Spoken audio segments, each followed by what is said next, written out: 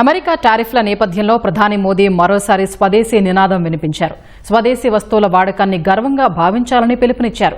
కొన్ని వారాల్లో పండుగల సీజన్ మొదలు కానున్న నేపథ్యంలో ప్రతి ఒక్కరూ భారత్లో తయారైన వస్తువుల్నే కొనాలని కోరారు. జీవిత ప్రయాణంలో వినియోగించే ప్రతిదీ స్వదేశీగా ఉండేట్టు చూసుకోవాలని సూచించారు. యూపీఎస్సీ పరీక్షల్లో త్రుటిలో అవకాశం కోల్పోయిన వారి కోసం ప్రత్యేకంగా ప్రతిభా సేతు పోర్టల్ను ప్రారంభించినట్లు ప్రధాని మోదీ తెలిపారు. 125వ మన్ కీ బాత్ సందర్భంగా స్వదేశీ వస్తువులు, ప్రకృతి వైపరీత్యాలు, క్రీడలపై తన మనసులో ఉన్న అభిప్రాయాలను ప్రధాని నరేంద్ర మోదీ దేశ ప్రజలతో పంచుకున్నారు. దేశంలోని వివిధ ప్రాంతాల్లో ఎడతెరిపి లేకుండా కురుస్తున్న భారీ వర్షాలు, ఆకస్మిక వరదలపై ప్రధాని ఆవేదన వ్యక్తం చేశారు. ప్రకృతి వైపరీత్యాలు దేశాన్ని పరీక్షిస్తున్నాయని పేర్కొన్నారు.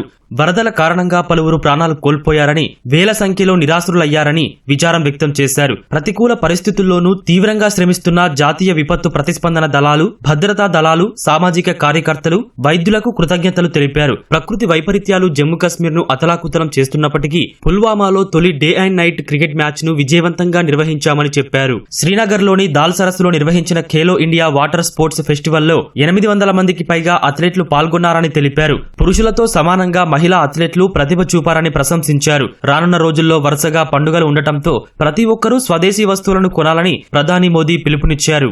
इस समय देश भर में गणेश उत्सव की धूम है। आने वाले दिनों में बहुत सारे त्योहारों की रौनक होगी। उन त्योहारों में आपको स्वदेशी की बात कभी भी भूलनी नहीं है।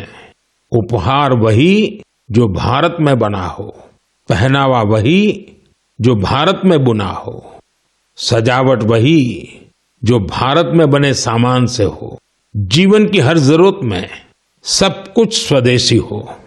गर्व से कहो ये स्वदेशी है। इस भाव को लेकर हमें आगे चलना है। एक ही मंत्र वोकल फॉर लोकल, एक ही रास्ता आत्मनिर्भर भारत, एक ही लक्ष्य వికసిత్ భారత్. యూపీఎస్సీ అభ్యర్థుల కోసం ప్రత్యేకంగా ప్రతిభా సేతు పోర్టల్ ను ఏర్పాటు చేసినట్లు ప్రధాని నరేంద్ర మోదీ తెలిపారు. ఈ పోర్టల్ ద్వారా యూపీఎస్సీ అభ్యర్థులకు అనేక ప్రయోజనాలు లభిస్తాయని వివరించారు. आपने यूपीएससी का नाम तो जरूर सुना होगा। ये संस्था देश की सबसे कठिन परीक्षाओं में से एक सिविल सर्विसेज का एग्जाम भी लेती है। हजारों ऐसे उम्मीदवार भी होते हैं जो बेहद काबिल होते हैं। उनकी मेहनत भी किसी से कम नहीं होती, पर मामूली अंतर से वो अंतिम सूची तक नहीं पहुंच पाते। इसलिए अब ऐसे होनहार विद्यार्थियों के लिए भी एक डिजिटल प्लेटफॉर्म बनाया गया है और इसका नाम है प्रतिभा सेतु।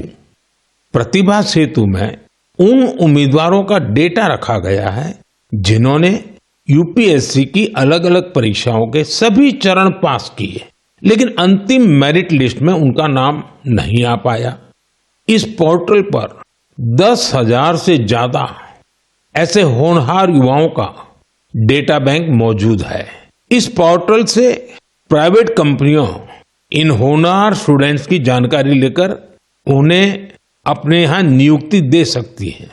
साथियों, इस प्रयास के नतीजे भी आने लगे हैं। सैकड़ों उम्मीदवारों को इस पोर्टल की मदद से तुरंत नौकरी मिली है। వచ్చే నెలలో హైదరాబాద్ వియోచన దినోత్సవాన్ని జరుపుకోనున్నామని ప్రధాని మోదీ తెలిపారు. ఈ సందర్భంగా దేశ తొలి హోంమంత్రి సర్దార్ వల్లభాయ్ పటేల్ మాట్లాడిన ఒక ఆడియోను మోదీ వినిపించారు.